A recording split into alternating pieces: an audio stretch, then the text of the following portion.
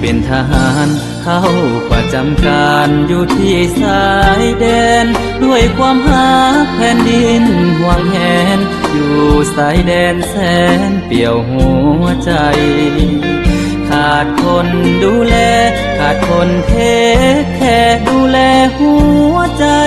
รอคอยน้องมาอยู่ใกล้ดูแลหัวใจทหารน้อยคนจนจากหัวใจ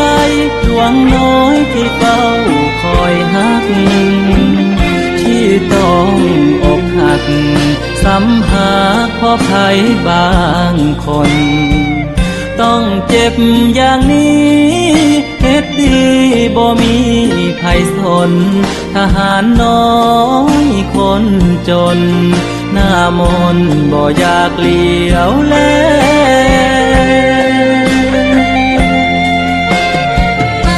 ลำบากเพียงใดเกิดเป็นผู้สายสายชาติทหารด้วยศักดิ์ศรี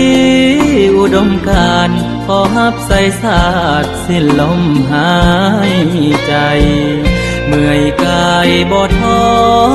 ขอเพียงมีน้องซ้ำไว้ขอเป็นตัวแทนทหารน้อยใหญ่โปรดจงเห็นใจทหารน้อยคนจน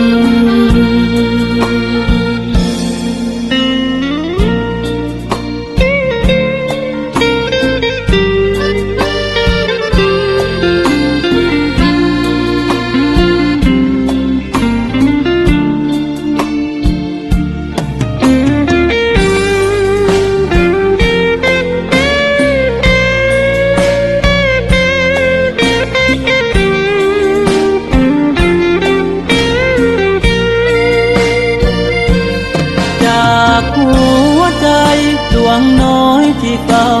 คอยหักที่ต้องอกหักซ้ำหาเพราะภัยบางคนต้องเจ็บอย่างนี้เฮ็ดดีบ่มีภัยสนทหารน้อยคนจนหน้ามนบ่อยากเลี้ยวแล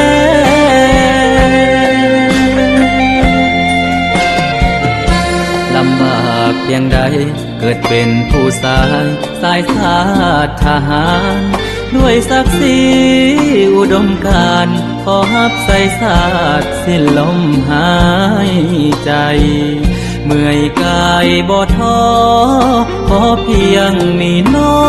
งซ้ำไว้ขอเป็นตัวแทนทหารน้อยใหญ่โปรดจงเห็นใจทหารน้อยคนจน